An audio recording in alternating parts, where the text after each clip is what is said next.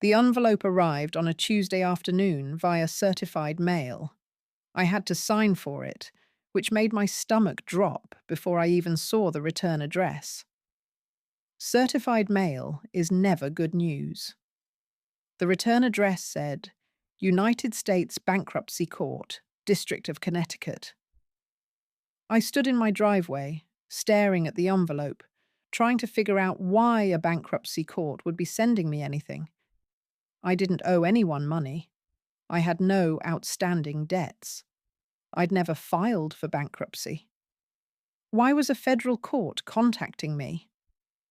I went inside, made a cup of tea I didn't drink, and sat at my kitchen table before opening it.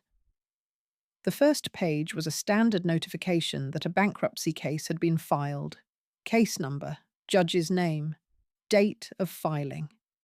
And there, in the middle of the page under debtor, Claire Elizabeth Morrison, my sister. So Claire had filed for bankruptcy. I wasn't entirely surprised. Emma had mentioned months ago that her mother was struggling financially, that the bills were piling up, that there'd been calls from collection agencies. But why was I receiving notification? I flipped to the next page and found my answer. There, in a section titled Statement of Financial Circumstances and Contributing Factors, my name appeared. Multiple times. I read it 3 times, certain I must be misunderstanding, but I wasn't. Claire had written, in a sworn statement to a federal bankruptcy judge, that her financial collapse had been caused in part by my manipulation of their elderly father and my theft of the family home, which had deprived her of expected inheritance proceeds that would have allowed her to recover from financial hardship. She had blamed me, under oath, in a legal document, for her bankruptcy.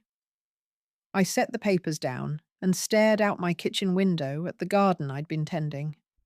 I'd been working on the roses, my father's roses, the ones I'd learned to care for after he died. They were blooming beautifully this year, deep red and perfect. And my sister was telling a federal judge that I'd stolen her future. I called Dr. Okafor. I'd been seeing her for over 2 years now, working through the family dysfunction, the lifetime of being second choice, the complicated process of setting boundaries with people who'd never respected them.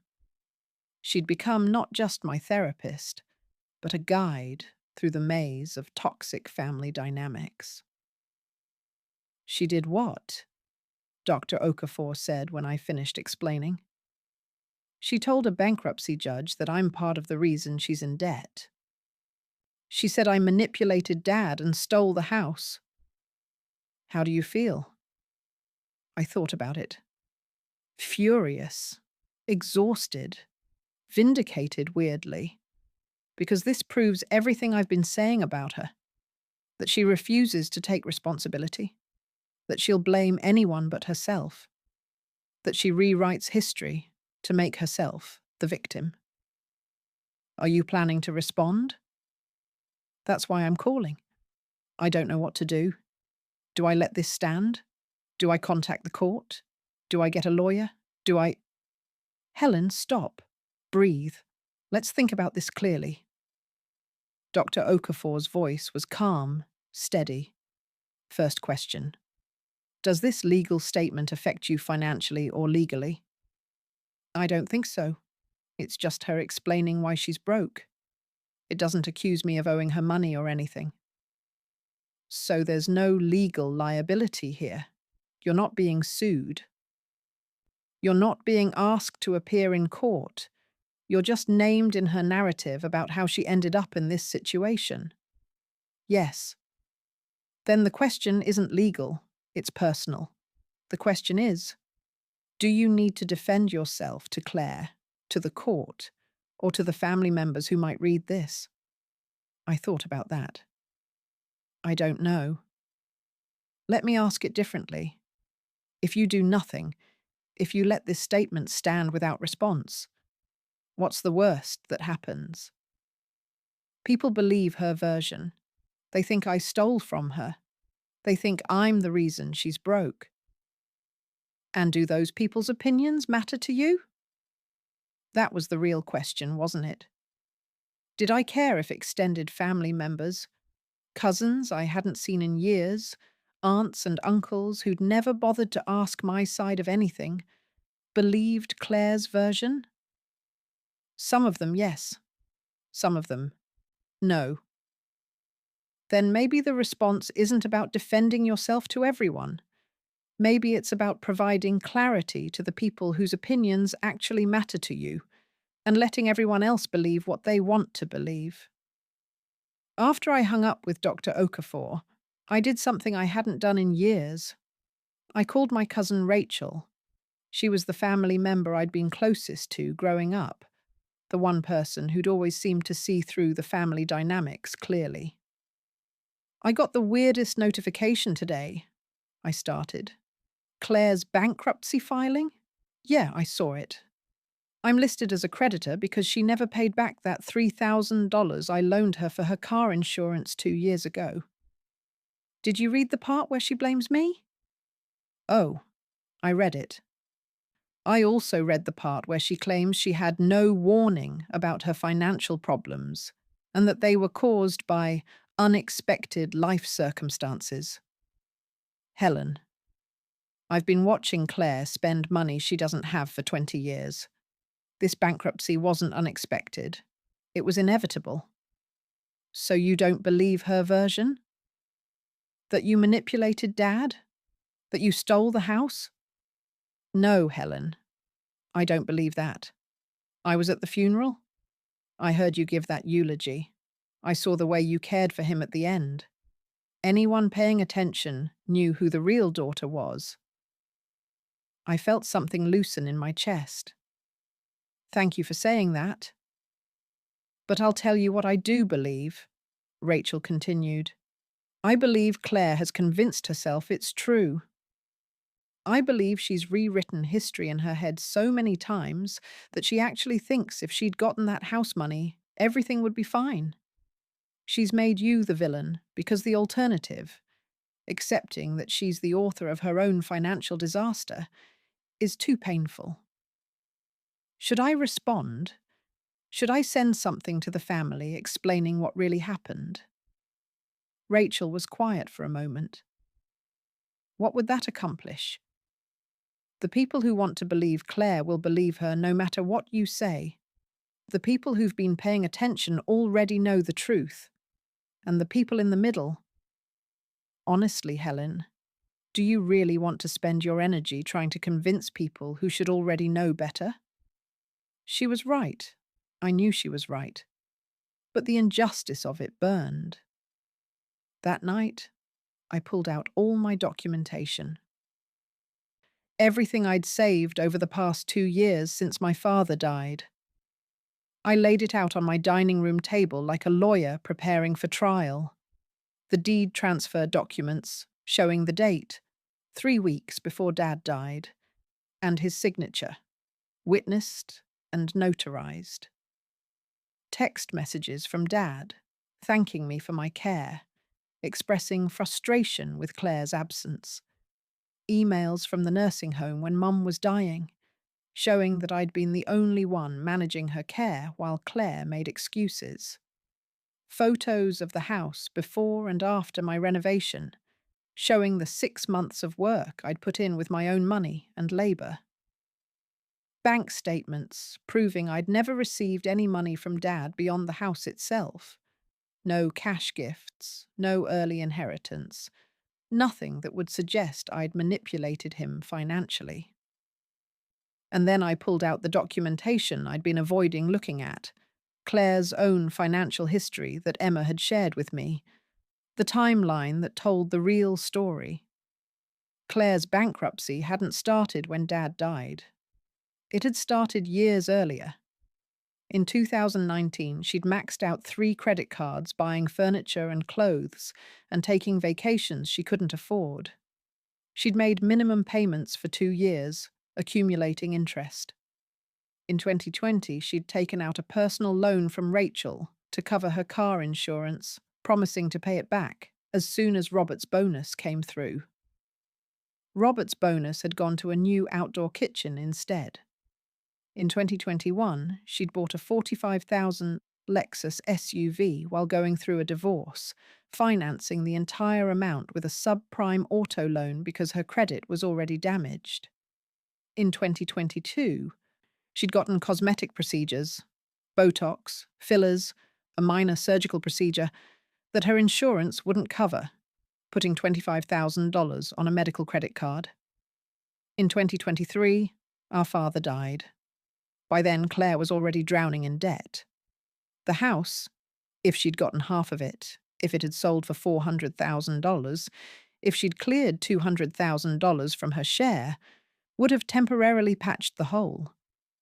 But it wouldn't have fixed the actual problem, which was that Claire spent more than she made and had been doing so for years.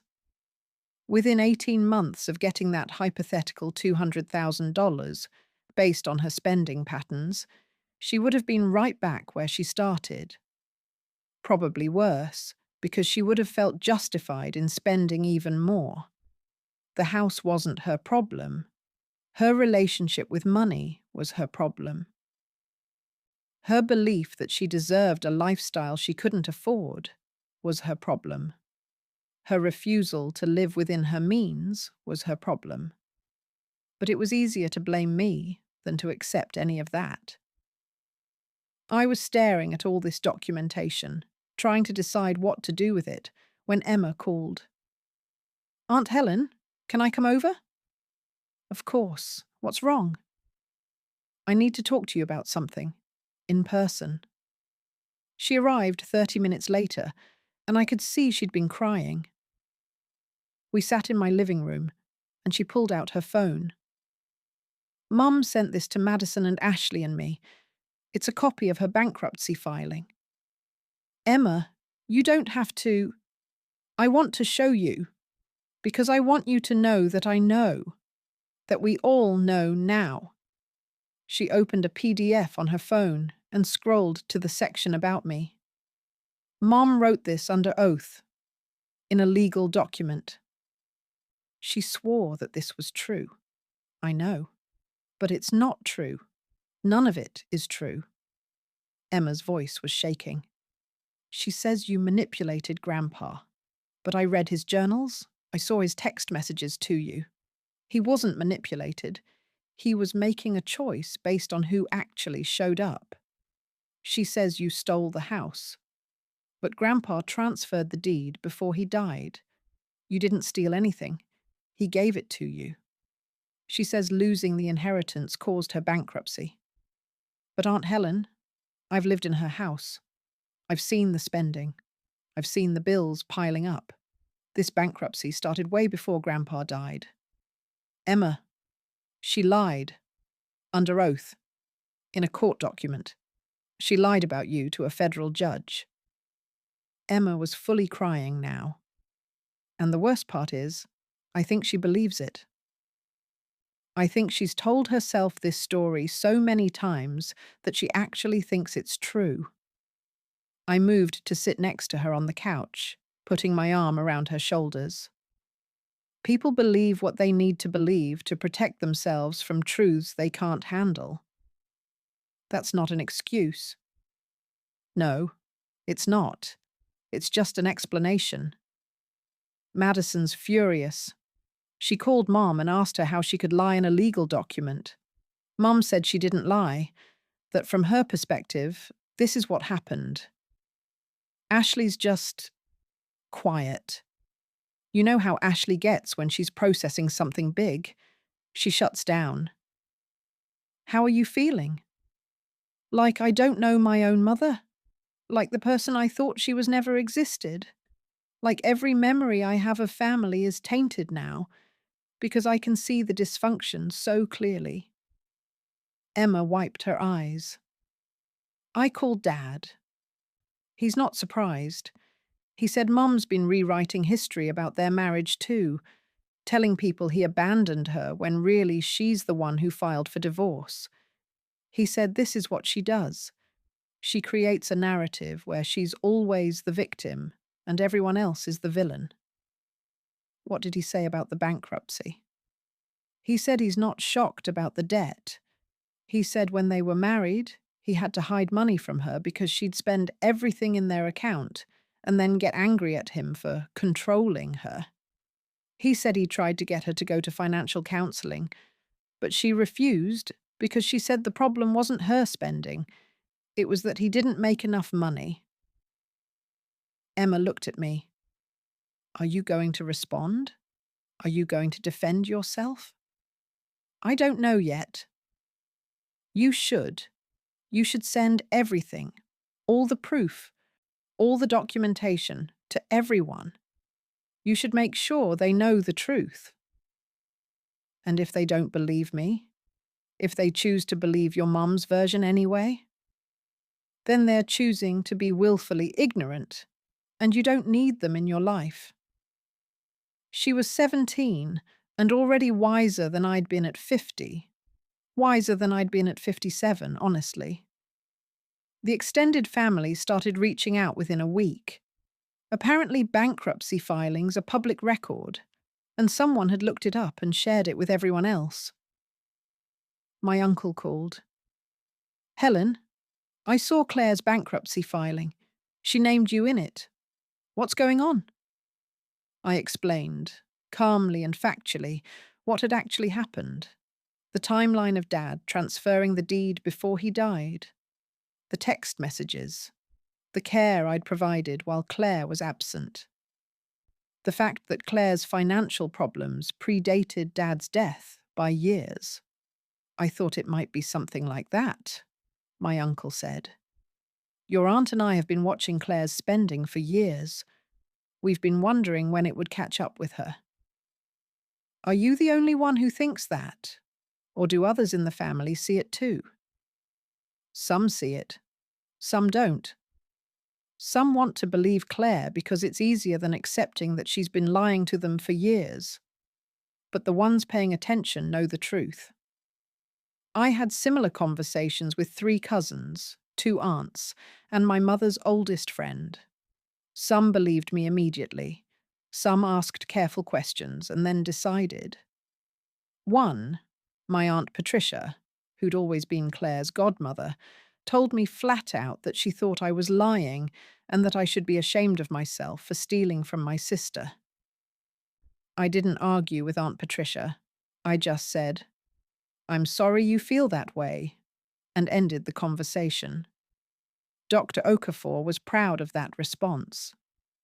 You didn't defend yourself to someone who'd already made up her mind. That's growth. It doesn't feel like growth. It feels like defeat. Sometimes they're the same thing.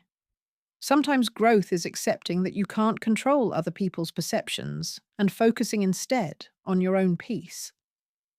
3 weeks after the bankruptcy filing, I got an email from Madison, Emma's oldest sister. She was 24, lived on her own, and had been maintaining careful distance from the family drama.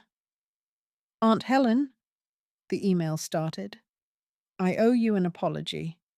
I've spent the past 3 weeks going through old family photos and reading the court documents and talking to people who were actually present during Grandpa's last year. I've been doing the math on Mum's finances, and I've realized that everything she's been telling us about you is a lie. She went on to detail what she'd discovered, the timeline of Claire's debt, the pattern of spending, the excuses and blame shifting that Madison had witnessed her entire life but had never questioned before. I'm ashamed, Madison wrote. I'm ashamed that I believed her without asking questions. I'm ashamed that I judged you without knowing the facts. I'm ashamed that I'm 24 years old and I'm just now seeing what Emma saw at 17, that our mother is the architect of her own problems, and she's spent my entire life blaming everyone else for them. She ended the email by asking if we could meet for coffee. I want to know you, the real you, not the villain Mum created, and I want to apologize in person for believing her version for so long. We met the following Saturday at a coffee shop halfway between our homes. Madison looked like Claire. Same eyes, same face shape, but her expression was different. Where Claire's face was always tight with grievance, Madison's was open and searching. "Thank you for meeting me," she said after we'd ordered. "I wasn't sure you would." "Why wouldn't I?" "Because I was awful to you. When you kept Grandpa's house, I sent you an angry message saying you were selfish and greedy. When Mom wouldn't go to Grandma's nursing home, I told everyone it was because she was too heartbroken, when the truth was she just couldn't handle seeing Grandma weak. When Emma chose to spend Christmas with you, I told her she was betraying the family. I've been—" She stopped, gathering herself. "I've been Mom's enforcer, her flying monkey, and I'm sorry. You were protecting your mother. That's what daughters do. But at some point, protection becomes enabling. At some point, you have to open your eyes and see what's actually happening." Madison pulled out her phone and showed me a spreadsheet. "I made this. It's every major financial decision Mum's made that I know about for the past 10 years. The credit cards, the loans, the car, the cosmetic procedures, the vacations. I added it all up. Do you know what I found?" "What?" "Even if Mum had gotten $200,000 from Grandpa's house, she'd be broke again by now. Based on her spending rate, that money would have lasted 18 months. She'd still have filed for bankruptcy. It just would have been later, and probably worse, because she would have spent even more thinking she had that cushion. You didn't need to do that research to prove anything to me." "I didn't do it to prove it to you. I did it to prove it to myself, because I needed to see the numbers in black and white. I needed to know for certain that Mom's bankruptcy isn't your fault before I could—" She paused. "Before I could let myself be angry at her instead of you." "Are you angry?" "Furious, heartbroken, confused. All of it." Madison took a sip of her coffee, and I could see her hands were shaking slightly. "She lied in a legal document. She blamed you under oath for problems you didn't cause. And when I confronted her about it, she said that, from her perspective, it was true. Like truth is just a matter of opinion. Like facts don't matter if your feelings are strong enough." "What did you say to that?" "I said that's not how reality works. I said she can't just decide something is true because it makes her feel better. I said if she keeps refusing to take responsibility for her own choices, she's going to lose all 3 of her daughters the way she lost you and Grandma and Grandpa." Madison's voice cracked. "And she said if we chose you over her, we'd regret it. That family is supposed to stick together no matter what. That we were betraying her just like you did." "I'm sorry, Madison." "Don't apologize. You didn't do this. She did. And I'm old enough now to see that clearly." She reached across the table and took my hand. "I want to know you. The real you. I want to hear your version of everything. Not to decide who's right, because I already know who's right. But because I've missed out on having an aunt who's actually healthy and functional and honest. And I want to fix that if you'll let me." "I'd like that." We talked for 3 hours. I told her everything. The lifetime of being second choice. The way Dad had finally seen me at the end. The months of caring for Mom while Claire made excuses. Emma's courage in setting boundaries so young. Madison told me about growing up in Claire's house, about the constant undercurrent of financial stress that was never acknowledged, about watching her mother blame everyone but herself for every problem. "Ashley's going to reach out too," Madison said as we were leaving. "She's slower to process things than Emma and me, but she's getting there. She's seeing it. We all are. And your mother? Mom is, I don't know. She's doubling down. She's telling anyone who'll listen that you've poisoned her daughters against her, that this is all part of your plan to destroy her life. She's more convinced than ever that she's the victim. Do you think she'll ever see it differently? Madison thought about that. Honestly? No. I think she's too invested in her narrative to ever let it go. Accepting the truth would mean accepting that she's wasted years of her life blaming other people for problems she created. That's too big a pill to swallow. After Madison left, I drove home and sat in my car in the driveway for a long time, thinking about truth and perception and the gap between them. Claire genuinely believed her own story. She'd told it so many times with such conviction that it had become real to her. In her mind, she was the wronged daughter, the victim of my manipulation, the casualty of my selfishness. And nothing I said or did would change that. No amount of documentation, no timeline of evidence, no testimony from witnesses would convince her otherwise. Because she didn't want to be convinced. She wanted to be vindicated. But the next generation, Emma, Madison, and soon Ashley, they were seeing through it. They were asking questions, examining evidence, drawing their own conclusions. They were breaking the cycle not just for themselves, but for whatever families they built in the future. That had to be enough. I went inside and found the bankruptcy notification still sitting on my kitchen table where I'd left it. I read through Claire's statement one more time, and this time, instead of feeling angry or hurt, I felt something closer to pity. My sister was 52 years old and hadn't figured out how to take responsibility for her own life. She was so trapped in her victim narrative that she'd sworn lies in a legal document rather than face the truth.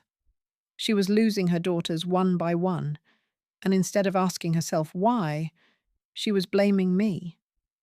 What a sad, small way to live.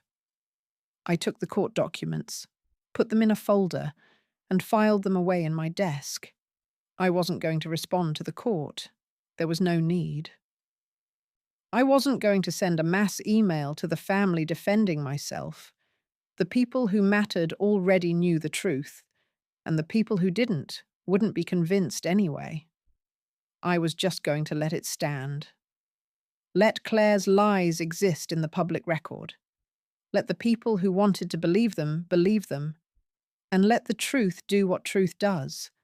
Eventually, inevitably, reveal itself to anyone actually looking. 3 months later, I hosted Thanksgiving again. Sarah and Julia and their baby, Mrs. Chen and her whole family, Emma, Madison, and Ashley, all 3 of them together at my table instead of their mothers. We were in the kitchen preparing food when Ashley, the middle daughter who'd been the quietest through all of this, finally said what she'd been holding back. "I read Mom's bankruptcy filing," she said while she was peeling potatoes. "All of it. Not just the part about you. The whole thing. The debts, the spending, the timeline. And I realized I've been watching her destroy herself financially my entire life and pretending not to notice because it was easier than confronting it." "You were a child," I said. "It wasn't your job to confront your mother's financial dysfunction." "But I'm not a child anymore. I'm 21. And I keep making excuses for her. She's stressed. She's going through a divorce. She's dealing with a lot. When the truth is, she's been this way for as long as I can remember. The bankruptcy isn't a crisis. It's a consequence." "How are you feeling about all of it?" Ashley was quiet for a moment, focusing on the potato in her hands. "Relieved, actually. Because now it's out in the open. Now I don't have to pretend anymore. The whole family knows Mom is broke. The whole family knows she blamed you, and the ones who matter are choosing to see the truth. So I don't have to carry her secrets anymore. Later, while we were eating, Rachel, my cousin who'd been listed as a creditor in Claire's bankruptcy, raised her glass. "A toast," she said, "to Helen, who could have spent the last 3 months defending herself, proving her case, fighting back against lies, but who instead chose peace over vindication. That takes more strength than most people will ever understand."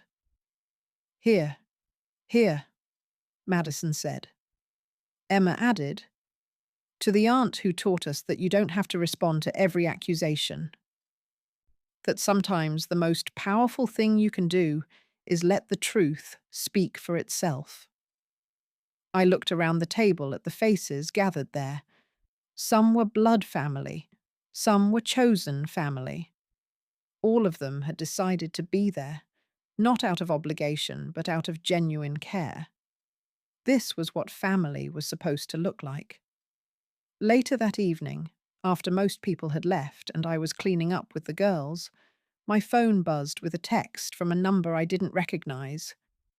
It was from Aunt Patricia, Claire's godmother, the one who'd told me I should be ashamed of myself. "Helen, I need to apologize. I've spent the past 3 months watching Claire's behavior and comparing it to what you said. I've also been talking to Rachel and others who've known Claire's financial situation for years. I jumped to conclusions without knowing the facts. I was wrong. I'm sorry." I showed the text to Dr. Okafor during our next session. "How does that feel?" she asked. "Vindicating, but also sad, because it shouldn't have taken 3 months of watching Claire spiral for people to question her version. They should have asked me in the first place." "But they didn't, and you can't control that. What you can control is how you respond now. Are you going to accept her apology?" "I already did. I texted back and said, 'Thank you for reaching out. No hard feelings. I understand family dynamics are complicated.'" "How did she respond?" "She invited me to Christmas, said the family wants me there, that enough people have figured out the truth now that I'd be welcome." "Are you going?" "No, because being welcome after months of being vilified isn't the same as being valued. They didn't stand up for me when it mattered. They waited to see which way the wind was blowing.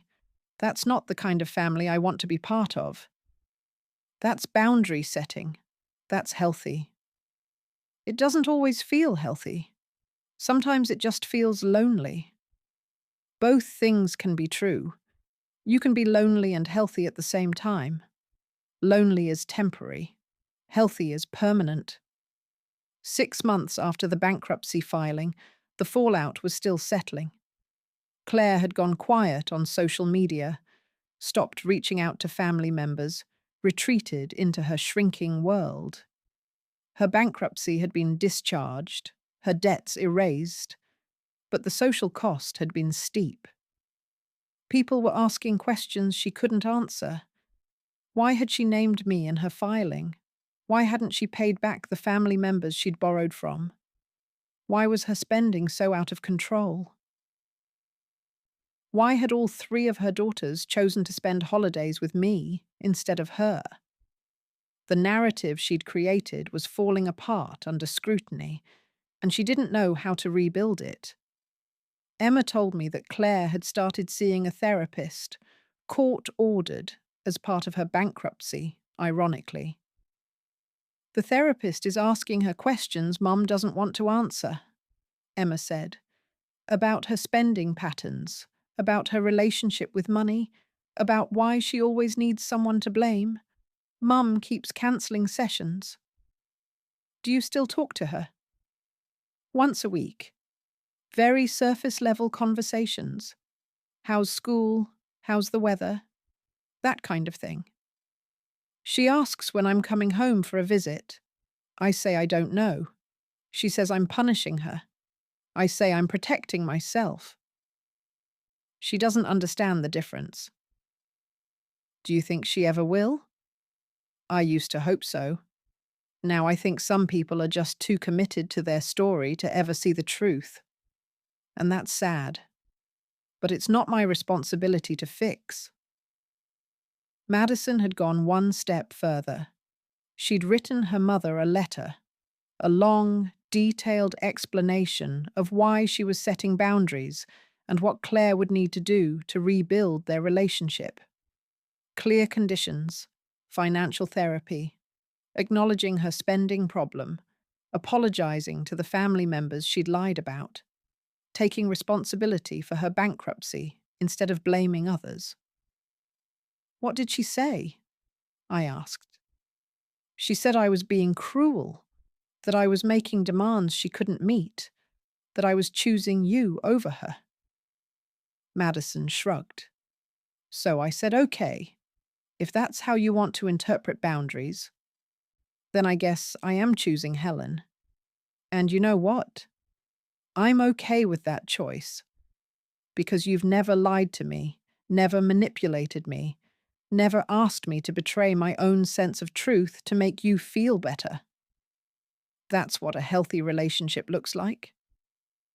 The three girls, Emma, Madison, Ashley, had formed their own little support group.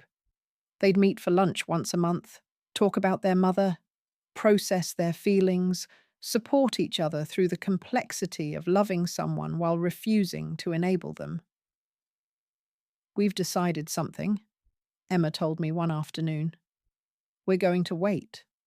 We're going to give Mom space to do her work, or not do her work. But we're not going back to the way things were. We're not going back to managing her emotions and absorbing her blame and sacrificing our truth for her comfort. If she wants relationships with us, she has to meet us in health, not dysfunction. And if she doesn't, then we'll be sad, but we'll be okay, because we have each other, and we have you, and we've learned that family isn't just who you're related to, it's who shows up with honesty and love and respect. 1 year after the bankruptcy filing, I got a message from Claire, the first direct communication in over a year. Helen, I'm not ready to apologize for what I said in the bankruptcy documents, because I still believe, from my perspective, that it's true.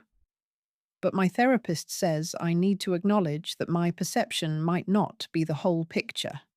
So I'm acknowledging that. I'm also acknowledging that I miss my daughters, and I'm willing to do work to rebuild those relationships if they're willing to meet me halfway. I don't know if you'll ever forgive me for naming you in those documents, but I want you to know that I'm trying to understand why I did it. That's all I can offer right now. I showed the message to Dr. Okafor. What do you think? I asked. I think that's the closest thing to accountability your sister is capable of right now. It's not a full apology. It's not taking complete responsibility. But it's a crack in the armor. It's the beginning of awareness. Should I respond? Do you want to? I thought about it for a long time. Did I want a relationship with Claire? Did I want to rebuild something with the sister who'd blamed me publicly for her own failures? Did I believe she was capable of real change? I decided I didn't know the answer to any of those questions, but I knew I didn't want to close the door completely. I wrote back, I appreciate you reaching out and acknowledging that there might be more to the story than your perspective. That takes courage. I'm not ready to resume a relationship right now, but I'm not opposed to the possibility in the future if we can build something based on honesty rather than blame. For now, I think we both need to focus on our own work. I hope your therapy helps you find peace. She didn't respond, and I was okay with that. I was sitting in my father's chair, my chair now, when Emma stopped by one evening after class. She was finishing her second year at Berkeley, thriving in ways that made my heart full. "I've been thinking about something," she said, curling up on my couch with tea. "About the bankruptcy filing and Mom naming you in it." "What about it?" At first I was so angry. I thought it was the worst thing she could do, blaming you publicly like that. But now I wonder if it was actually the best thing. How so? Because it forced everything into the open. Before that, we could all pretend.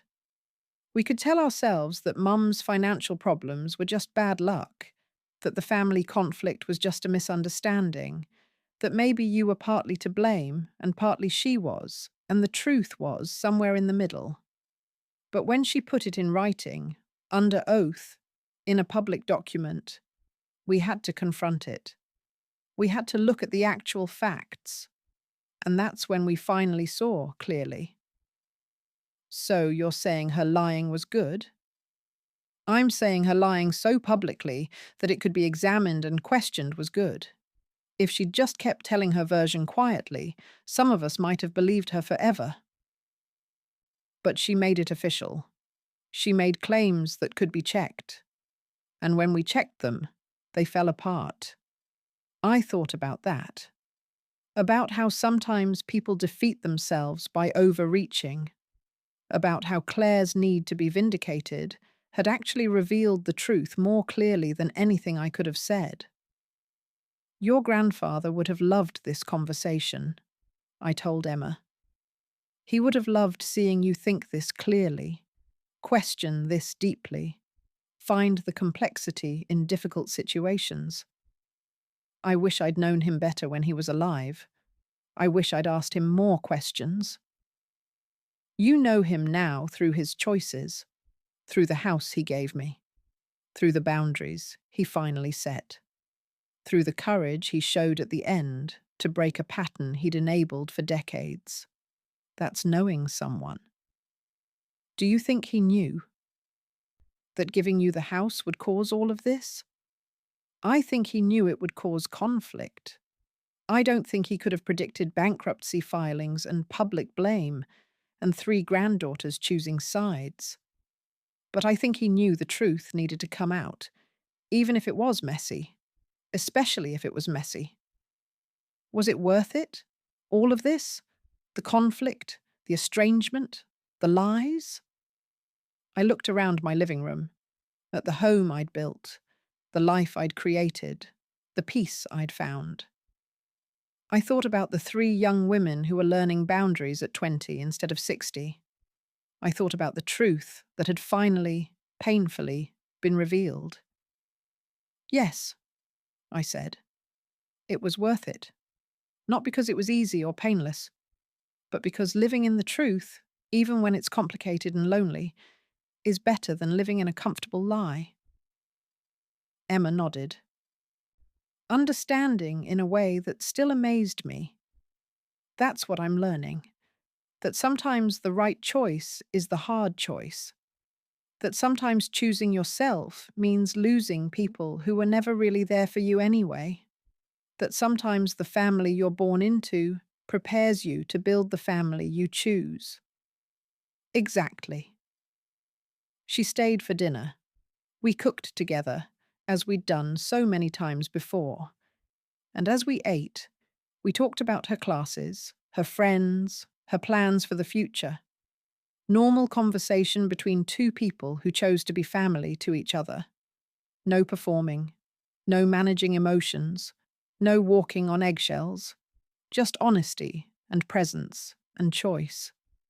Later, after she left, I pulled out the bankruptcy filing one more time.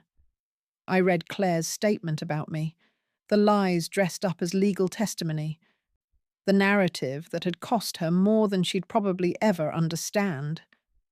And then I put it away, filed it in the back of my desk, where it would stay as evidence of what had happened, but not as something I needed to look at every day. The truth was out there now.